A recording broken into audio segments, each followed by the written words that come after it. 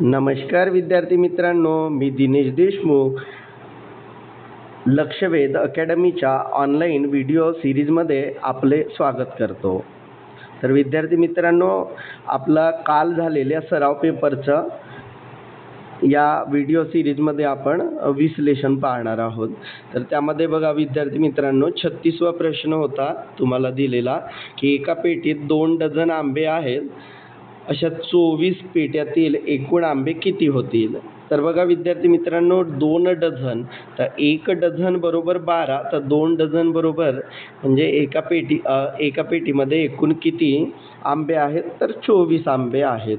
मग आता एकूण अशा 24 पेट्या असतील आणि प्रत्येक पेटीत काय असतील, 24 आंबे असतील, तर एकूण किती आंबे असतील असा प्रश्न विचारले आहे। तर विद्यार्थी मित्रांनो, 24 पेट्या आणि प्रत्येक पेटीत 24 आंबे म्हणजे 24 गुणिले 24, 24चा वर्ग किती आहे विद्यार्थी मित्रांनो, 576।